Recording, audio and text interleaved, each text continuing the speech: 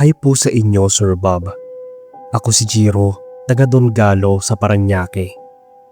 Bago nyo lang po akong listener, mga wala pang isang taon sa channel nyo. Pero halos lahat ng stories ay napainggan ko na. Maganda po kasi talaga, kaya naisipan ko rin na ibahagi itong kwento sa inyo. Nangyari to nung nakaraang taon lang. Isa akong delivery rider sa isang Chinese restaurant noon. Marami kaming pinapadalhan ng pagkain dito around Metro Manila dahil dito ang maraming Chinese, lalo na yung mga Pogo companies. Nagkaroon ng Pogo ban nung taon na to dahil sunod-sunod ang raids. Maraming Chinese ang napaalis ng bansa at marami namang nagtatago pa. Itong isang condominium na to, andoon nakatago ang mga Chinese. Ayoko nang sabihin kung anong kondo yon. Pero isa yon sa may maganda at malaking kondo around Metro Manila. Madalas na sa Tower 3 ako nagdadala ng pagkain dahil andoon talaga yung mga Chinese. Hanggang sa dumating yung isang order namin sa Tower 2. Wala namang problema kasi magkakatabi lang naman yon. Inuna kong dalhin yung pagkain sa Tower 3 dahil doon ang mas maraming order. Isang plastic lang naman yung sa Tower 2. Pagkatapos ko, tiningnan ko kung anong floor ang pagdadalhan ko. Nakita kong sa 14th floor. Hindi ko naman alam na may iba palang kwento ang mga Chinese sa 14th floor. Ang alam ko kasi yung tungkol sa 13th floor na mga kwento, kaya walang ganoon halos karamihan ang mga building sa Pilipinas. Sa kami mga Pilipino ring nakatira. Base sa narinig ko, ang Towers 2 and 3 ay mga Chinese, tapos sa Tower 1 naman, mga Pinoy at ibang banyaga. Pagpunta ko sa Tower 2, may ginagawa yung guard, kaya hindi na ako lumapit. Kilala na rin naman nila ako. Medyo mahigpit kasi sa kondo na yon, kaya bihira lang ang may nakakapasok. May hawak din kaming ID. Hindi ka kasi basta-basta makakapasok doon kung wala yon, dahil iniingatan din nila yung mga Chinese na tinatago nila. Pag-akyat ko ng 14th floor, nagtaka ako kasi ang dilim. Wala man lang nakabukas na ilaw sa hallway. Hapon na nun, mga 5 PM na siguro. Medyo madilim pa ang langit. Last delivery ko na yon kasi pauwi naman na ako. Tiningnan ko yung order at hinanap ko yung Unit 14C. Habang naglalakad, hindi ko maiwasang kilabutan. Maganda yung kondo. Mas maganda at mas malinis kumpara sa Tower 3, pero hindi ko mapigilang matakot. Sa sobrang tahimik ka, rinig na rinig ko yung paglalakad ko. Pairamdam ko ay walang ibang tao doon. Pagpunta ko ng 14C, ilang beses akong kumatok pero walang nagbubukas ng pinto. Gumamit pa ako ng flashlight ng phone kasi hindi ko alam kung saan nagbubukas ng ilaw. Inulit ko ang pagkatok. Wala pa rin nagbubukas ng pinto. Pero may narinig akong ingay mula sa loob. May mga yabag na nagtatakbuhan. Rinig ko talaga yon. Kaya akala ko hindi nila ako naririnig kasi naghaharutan sila sa loob.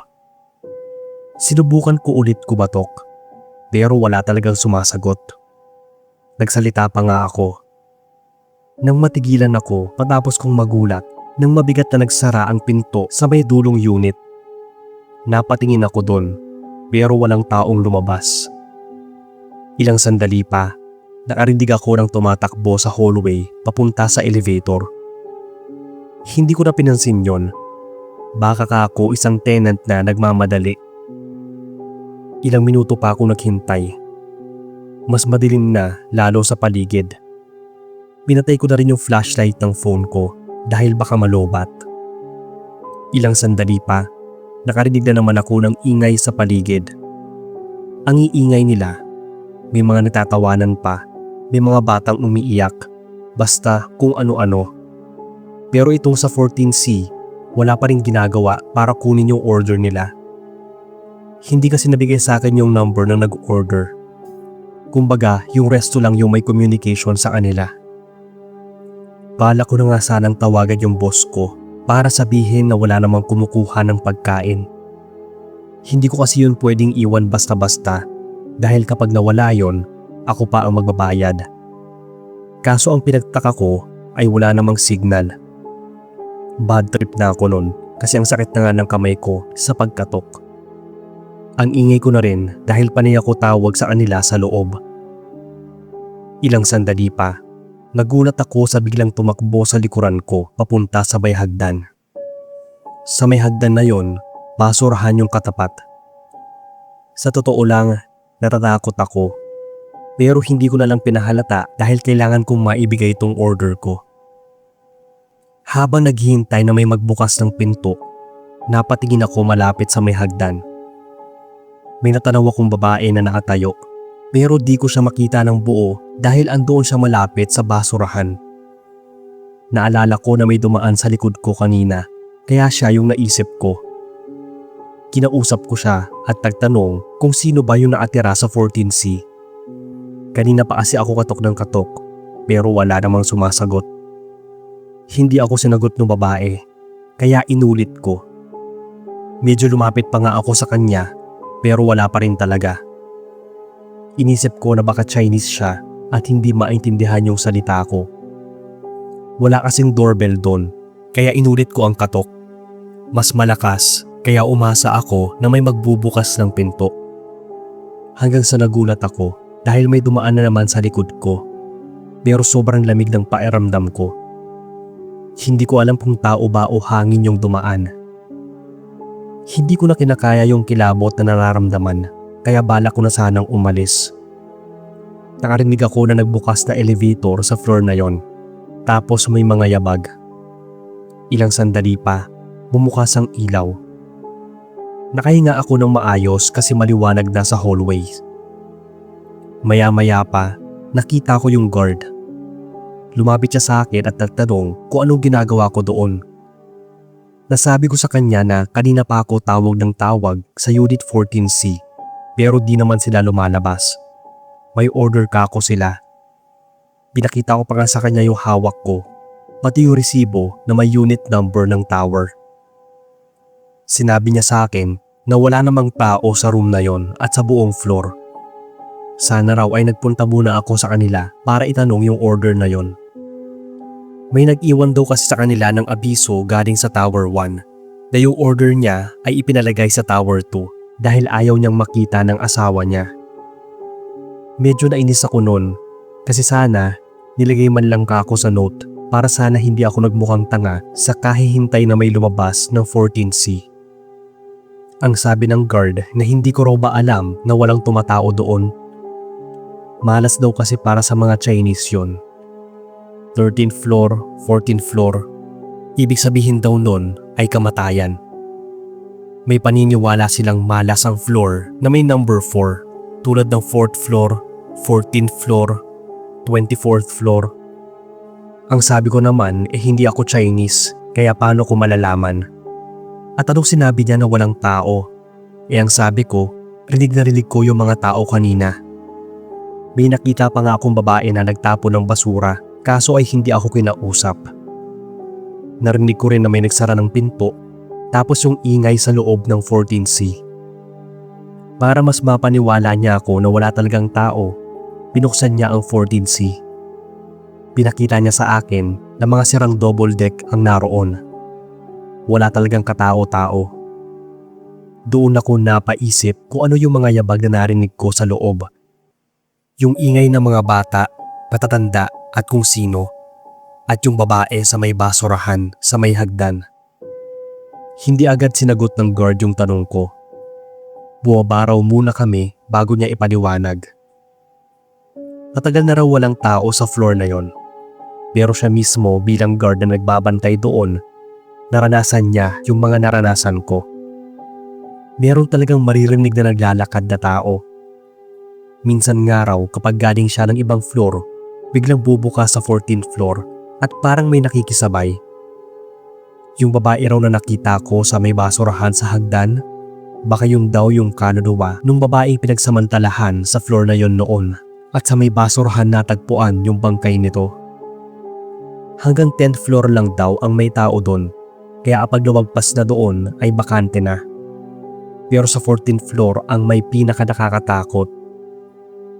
Simula nun, Hindi na ako kumukuha ng order sa Tower 2 kahit pa sabihin na sa ibang floor yon. O kaya pinapababa ko na lang sila sa lobby para kunin yung mga orders sila. Hanggang ngayon, naaalala ko pa rin yung nangyari sa akin. Tapos yung kondo pa ng pinsan ko sa Pasay ay nasa 14th floor. Kaya kapag pinupuntahan ko siya, naaalala ko yung nangyari sa akin sa trabaho. Hindi ko talaga alam na may paniniwalang ganon ang mga Chinese.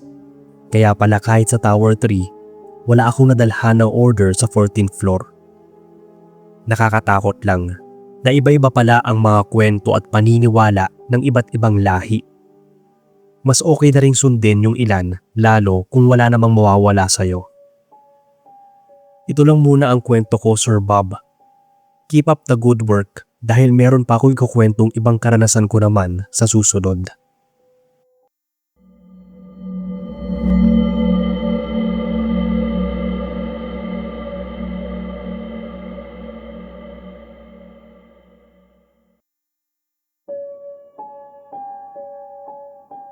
Magandang araw po sa lahat.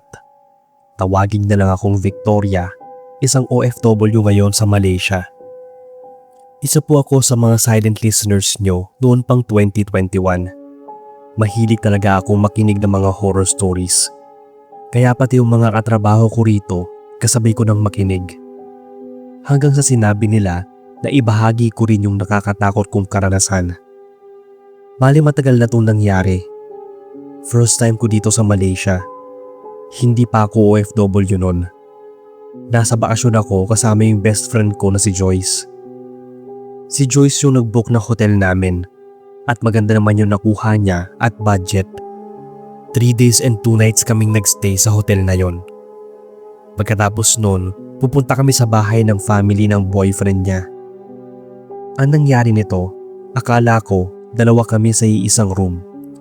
Yun pala, naabukod siya dahil pupuntahan daw siya doon ng boyfriend niya. Dahil sa wala naman akong magagawa ay pumayag na ako. Bali 12A yung kapalit nila sa 13th floor. Dahil may mga hotel pa rin, may impluwensya ng western superstitions na malas ang 13th floor. Yun lang din ang alam ko. Pero hindi ko akalain na may paniniwala rin pala ang mga Chinese na hindi maganda ang may number 4 sa building. Kumbaga, 4 means death kasi. Kaya yung nakalagay dito sa hotel ay 3A bilang kapalit ng 4th floor. Tapos 12A kapalit ng 13th floor. Pero ang isa sa napansin ko, wala ring nakalagay na 14th floor. Bilang ako na palaging maraming tanong sa buhay, tinanong ko si Joyce kung bakit parang ang gulo naman ng mga floors ng hotel na yon. Akala ko doon lang ang walang 14th floor. Nalaman ko sa kanya na nilalaktawan daw talaga nila yon dahil sa paniniwala na malas nga. Karamihan sa mga hotel sa Malaysia, walang 14th floor. Kung sakali mang meron ay hindi yon sinasabing 14th floor at mag-i-skip ng numbering. O hindi kaya, di na yun ginagamit. Maliban na lang kung gagawing tambakan. Dahil ang pagkakabasa pangaraw ng 14 sa Chinese ay parang gustong mamatay o kamatayan din. Kaya hindi yun pasado sa feng shui. First time kong marinig na may ganong paniniwala. Natawa pa nga ako nun kasi inisip ko na kung ano-ano na lang talaga ang pinaniniwalaan ng ibang lahi. Nung araw na yon, gumala kami. Nakauwi na kami ng gabi tapos punta na sa kanya-kanyang room. Dumating din kasi yung boyfriend niya. Kalagitnaan ng gabi, nagising ako. Nagulat kasi ako sa kalabog na narinig ko mula sa taas. Tapos naarinig pa ako ng parang nagbubuhat ng gamit. Medyo naistorbo talaga yung tulog ko dahil nga pagod buong maghapon. Hindi na ako nakatulog dahil doon. Kaya ang ginawa ko ay nag-scroll na lang ako sa phone ko. Hanggang sa may makita akong pagkain. Nakaramdam ako ng gutom kaya lumabas muna para bumili sa isang convenience store. Gusto ko sanang isama si Joyce pero alam kong tulog na siya kaya mag-isa na akong lumabas. Wala akong kasabay sa elevator. Pinindot ko ang ground floor. Pero sa halip na bumaba, umakyat yon. Inisip ko na may sasakay. Pero nagulat ako na bumukas yun sa isang floor na wala namang pindutan sa elevator. Hindi naman yun sa 12A or sa 15th floor. Naghintay pa ako saglit, baka biglang may pumasok. Pero wala namang tao. Madilim din doon, kaya wala akong maaninag na kahit ano. Nang isarado ko, muli na namang bumukas. Inisip ko na baka may nanloloko sa akin, pero wala talagang tao kahit tignan ko. Sinarado ko ulit, pero bumukas na naman. Sa inis ko ay nagsalita na ako. Ang sabi ko ay pumasok na siya sa loob dahil nagugutom na ako. Pero wala talaga. Nang isarado ko ay bumukas uli. Ang ginawa ko, lumabas ako pero nakahawak ako sa pinto ng elevator para hindi sumara. Sinilip ko ulit yung magkabilang side ng hallway kung may tao ba. Pero wala naman akong nakita. Nag-flashlight pa ako. Kaya pumasok ulit ako sa loob. Pero ilang sandali pa, tumunog ang elevator na puno na raw. Tumunog bigla yung overweight limit. Samantalang ako lang naman yung tao sa loob. Hindi ko naman siguro kasing bigat ang 12 na katao para sabihin ng elevator na puno na.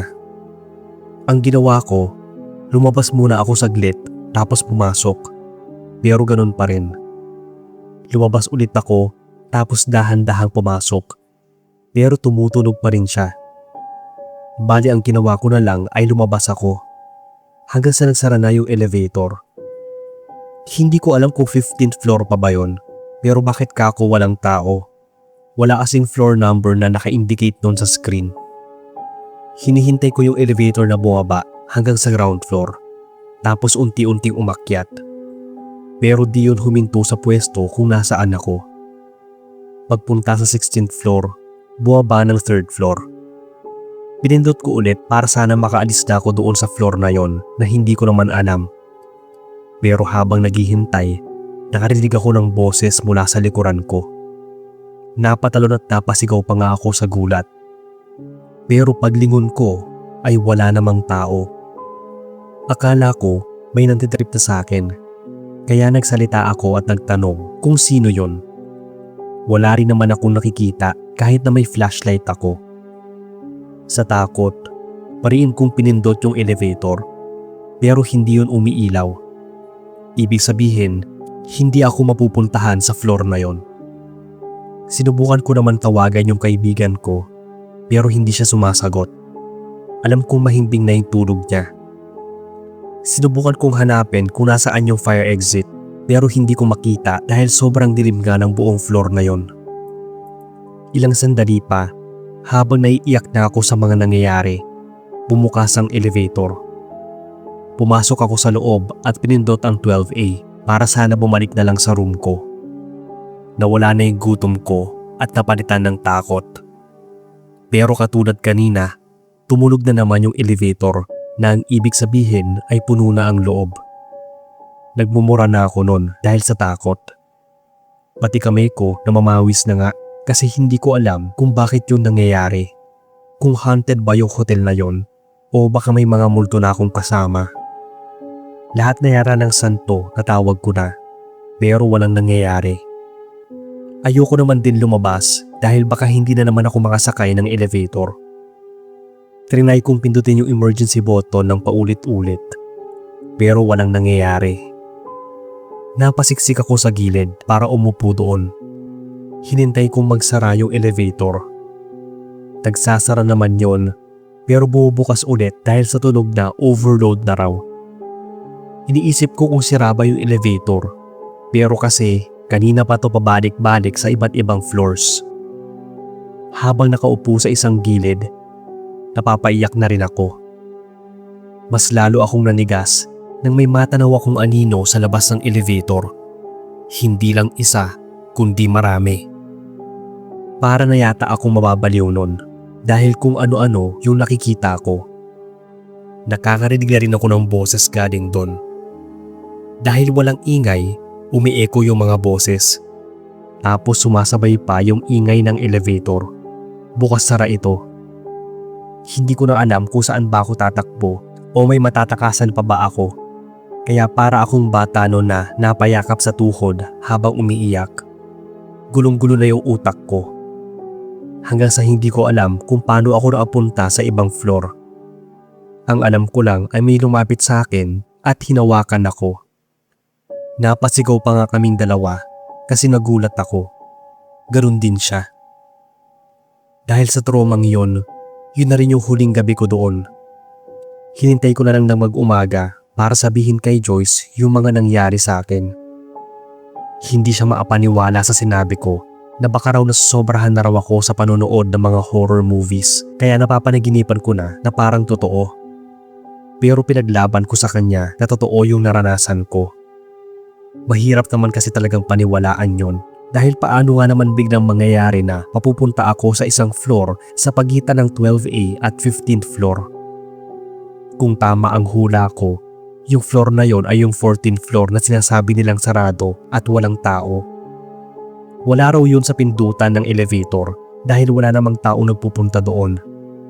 Tambakan daw yun ng mga lumang gamit ng hotel. May nakalaan din daw na special elevator silang ginagamit para doon. Hindi ko na rin naman masyadong inalam pa dahil takot na takot pa rin ako. Ngayon na nasa Malaysia na ako nagtatrabaho, napag-uusapan pa rin namin yon ng mga atrabaho ko rito pero never na akong bumalik sa hotel na yon. Marami pa kasing mga paniniwala rito tungkol sa 14th floor. Pero sana naman, wag ko na ulit maranasan yon dahil baka atakihin na ako sa puso. Okay na ako sa pakikinig ng mga kwentong katatakutan. Ayoko lang na mangyari sa akin. Hanggang dito na lang po Sir Bob ang kwento ko.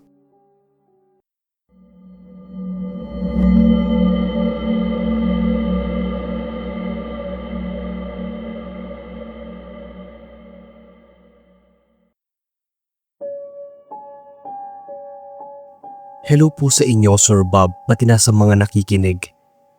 Taong 2022 po ako naging fan ng channel nyo. Hindi ko po ang pakikinig ng mga horror stories lalo na kapag nasa trabaho ako. Ako pala si Edwin na atira ngayon sa Las Piñas. Itong kwentong ibabahagi ko ay nangyari last year lang. Nagtrabaho ako sa isang Chinese company sa Pasay. Panggabi kami, 12 hours sa trabaho. Bago lang ako sa trabaho na yon, siguro mga 2 linggo pa lang. 6 PM to 6 AM ang schedule ng pasok ko. Hindi ko na lang babanggitin kung anong building yon. Hanggang 20 floors ang meron sa building pero iilan lang ang merong office pa. May mga floors din kaming hindi pwedeng puntahan. Sa 15th floor yung office namin. Hindi ako masyadong palakaibigan dahil ang balak ko lang naman talaga ay panay trabaho lang. Hanggang sa may nakilala akong katrabaho. Tawagin natin siyang Jerry. 2 taon na si Jerry na nagtatrabaho sa kaparehas kong boss. Pero ang sabi niya, kalilipat lang daw nila ng building na yon, mag-iisang buwan pa lang. Break time namin ng 1 oras, bandang 12 AM. Kapag ganyan pa namang oras, dyan masarap matulog. Lalo na night shift at 12 hours duty. Hahanap ka talaga ng paraan para makatulog. Sa pwesto namin, ang hirap matulog kahit na break time. Ang daming maiingay kasi. Yung iba nanonood sa cellphone, yung iba naman ay nagchichismisan. Hindi naman pwedeng sitahin dahil magagalit sila. Minsan nga mas matapang pa sila kahit nasabihin mo sa kanila na respetuhin ang break time nyo. Madalas pa namang pumapasok ako na kulang ang tulog. Minsan, inis na inis ako dahil yung katabi ko ang ingay tumawa. Naipagtalo pa ako nun dahil gustong gusto ko sanang maatulog kahit 1 oras lang. Lumabas ako ng opisina at pupunta sana sa smoking area, pampawala ng inis. Kasi alam ko na kapag nagtalo kami ng katrabaho ko, mauuwi lang yun sa pagpapatawag sa office. Habang naglalakad, nakasalubong ko si Jerry.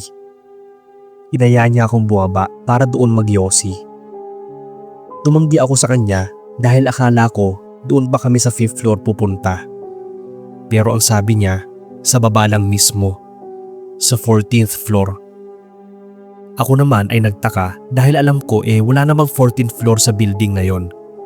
Kasi diba kapag Chinese-Filipino structure, walang 14th floor dahil ang paniniwala ay malas ang number 4. Pinaliwanag sa akin ni Jerry na hindi naman daw talaga Chinese ang may-ari ng building na yon, kaya may 14th floor pa rin. Pero hindi lang pwedeng pindutin sa elevator. Mas maganda raw doon dahil walang maingay at kukonti lang yung nagyoyosi. Minsan daw, doon siya natutulog kapag break time. Nagsaset lang siya ng alarm para hindi malate. Sumama ako sa kanya at naghagdan lang kami. May naasalubong pa nga kaming dalawang lalaki na mukhang galing din doon. Natuwa ako nang malaman na pwede palang bumaba doon. Ang akala ko kasi kapag wala nag-o-office, bawal kaming pumunta. Ang sabi ni Jerry, bawal naman daw talaga. Ang kaso, wala namang nagbabantay. Huwag lang din sila magpapahuli. Kung sakali man na may guard, sabihin na lang na galing sa CR. Pagbaba namin, may ilaw naman, pero madilim pa rin ang paligid. Bukas na yung ibang mga opisina, pero walang ilaw sa loob. Merong mga upuan na nakapatong sa lamesa. Kung hindi lang ako galing ng 15th floor, iisipin ko siguro na abandonado itong building. Totoo nga na tahimik kasi kahit na saglit, naatulog talaga ako. Napapadalas na noon yung pagpupunta ko sa 14th floor lalo na kapag break time. Hindi ko kasi nakukuha talaga yung pahinga na gusto ko. Minsan nga ay muntika na akong malate dahil hindi ko narinig yung alarm. Akala ko, natagpuan ko na yung lugar na tahimik at payapa talaga. Pero hindi ko alam na itong floor na to ang muntikan ng pumatay sa akin. Malapit na ang cut-off nung araw na yon. Bumaba ako sa 14th floor para matulog. Medyo may tama ako ng alak dahil galing akong day off at nakainom. Para ang tagal kong naghintay ng break time para maatulog na ako. Pagsapit ng 12 AM, bumaba na rin agad ako. May dala pa nga akong maliit na unan na hiniram ko sa office mate ko. Doon ako natulog sa isang opisina na parang may mga harang na tabla. Mas madilim kasi doon, kaya mas ramdam ko na masarap ang tulog.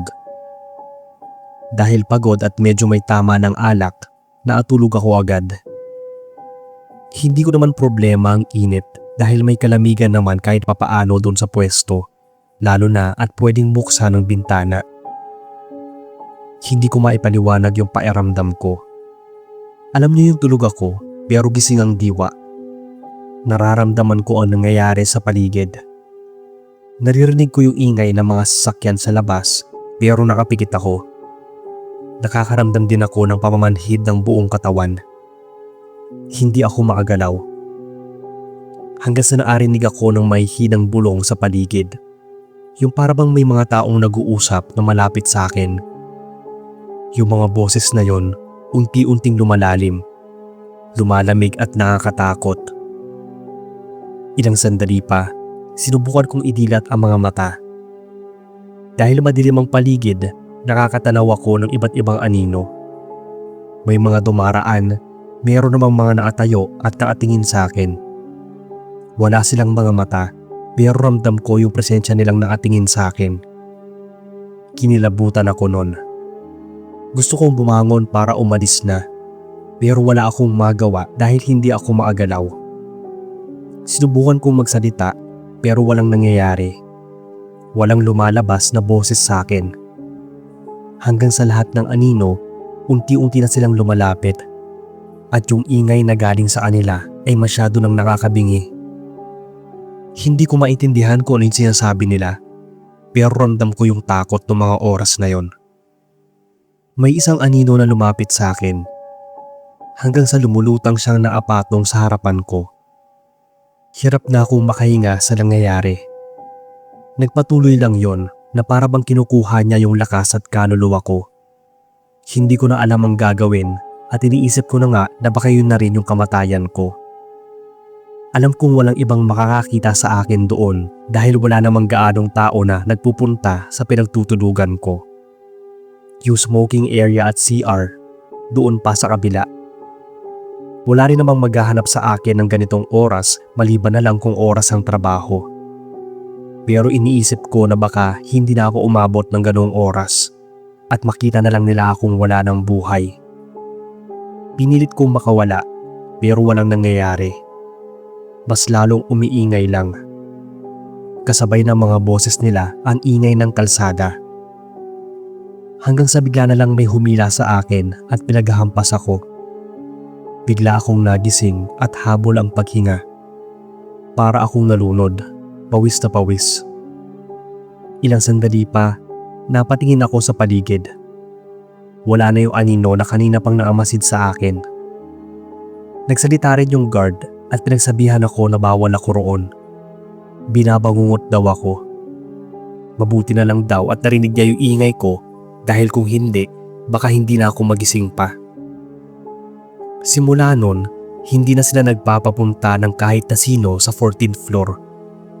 Kapag nahuli raw ang sino man, ay may penalty na. Bawal na magbanyo o kahit na magpunta sa smoking area ng floor na yon. Saka ko lang din narinig yung mga kwentong nangyari sa 14th floor. Last year daw, meron din na bangungot doon tapos namatay. Kaya sila nagsara ng ilang buwan dahil nagkaroon ng investigasyon sa buong building. Hindi lang naman daw yon ang kababalaghan na nangyayari. May mga nagsabing may naririnig silang boses o kaya umiiyak kahit wala namang tao. Madalas na nakakaranas doon ay yung guard na nagbabantay sa floor na yon. Sa totoo lang, first time kong mabangungot kaya natakot na rin ako. Hindi ko na rin makalimutan yung experience na yon sa 14th floor. Yun ang naaalala ko. Ngayon ay 1 taon na ako nag-work dito sa office na to sa Pasay. At hindi na ulit ako nagpunta sa 14th floor simula nung gabi na yon. Hanggang dito na lang, Sir Bob, ang story ko. Sana ay may oras kayo para mabasa